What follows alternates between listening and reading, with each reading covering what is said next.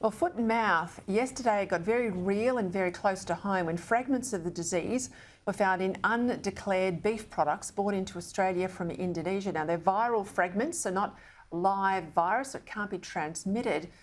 But it does show the disease is circulating and that not all travellers at the border are honest. Here's the announcement that you're getting now when you land at the airport. You must declare on your incoming passenger card all meat and dairy products, all dirty shoes and equipment, and if you have been near animals or have visited rural areas. Now, after they ruled out foot baths, this is the federal government, last Friday, they've done a backflip over the weekend, but we're still days away from getting these foot baths in place, and we've got planes landing almost every hour from Bali. One of those calling on the government to do more is Shadow Minister for Immigration and Citizenship, the former Trade Minister and an MP for a rural Victorian seat, the seat of Wannon, Dan Tehan. He joins me now.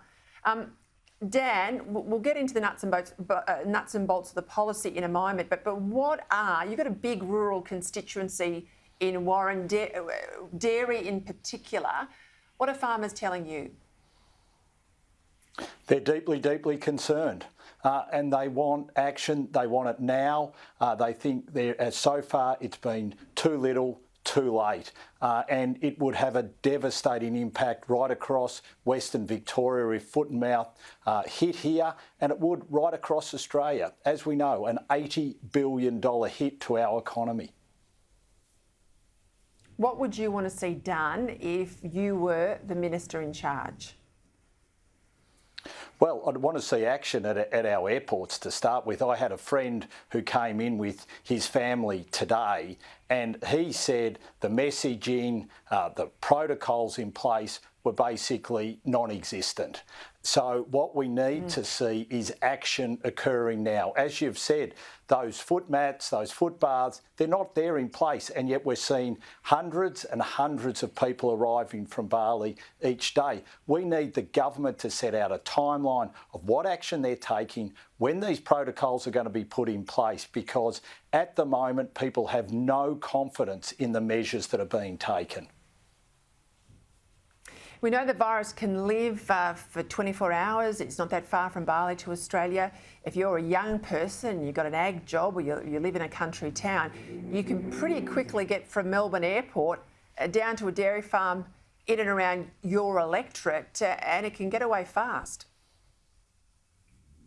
It can, and country people understand that, and they know how important it is we deal with this issue and deal with it seriously.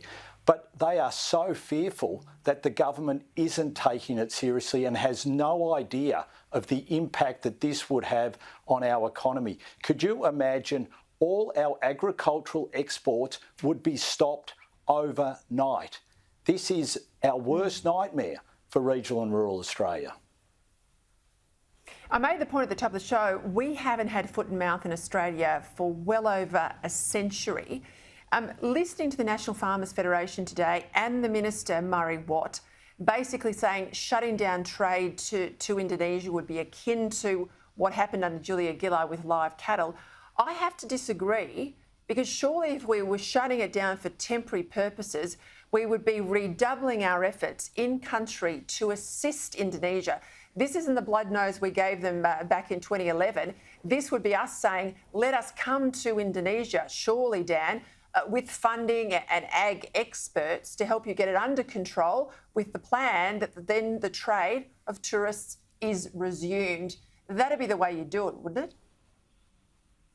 Absolutely. You explain to them how serious this is. 2 weeks ago, I called for the Minister to go to Indonesia, take experts over there and see what the problem is. And then what we should have been doing is sending 100 veterinarians with expertise in dealing with FMD over to Indonesia to help them deal with what's going on there. We also should have been putting measures in place at the border here. Too little, too late. This is the problem with the government at this issue. And if we explain to Indonesia why we're taking this so seriously, why we need to put a temporary closure in place, if that's what we need to do while we get our measures set up here in Australia, they would understand that. We need to know what advice the government's getting on this. We're getting nothing. And this is one of the things that's of utmost concern for my constituents, and I'm getting feedback from right across the nation. What is the government doing and saying to them? Is it reassuring them? No, they're not getting anything. We need more information, and we need the information from the experts made public now. Look, Parliament's back on Monday. Is there any chance, this should be above politics, we know the minister, born and bred in the suburbs of Brisbane, he doesn't have a farming background like you. Is there any chance you can have a meeting with the government, get the briefing from Aquis and the other experts, and that the Parliament, at least the two major parties, come together and move on this quickly? That would be a wonderful way to deal with this issue. We should, first thing on Tuesday morning when the Parliament sits, we should have a statement from the Minister, and he should lay all the advice that he's getting on the table. The Shadow Minister can then speak on this issue, and then we can work together on the measures that need to be put in place. And as I've said, the timelines. We know that the government has said they're going to put foot mats and foot bars in place. When? We know they're going to put officials, extra officials at the airports. When? We don't have no idea about when this is all going to occur. And as far as I can tell, it's not happening quickly enough. As I said, friend came through with his family today. The announcements, they're a recorded announcement. We should have officials getting onto planes, taking the microphone and talking to all the passengers. That's how you get them to pay attention. If you just have a recorded message, all the reports I'm hearing is half the people are on headphones, on their iPhones. They're not listening.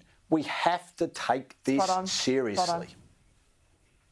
Well, good luck next week, Dan Tehan. I hope you get some movement there. Thank you for your time.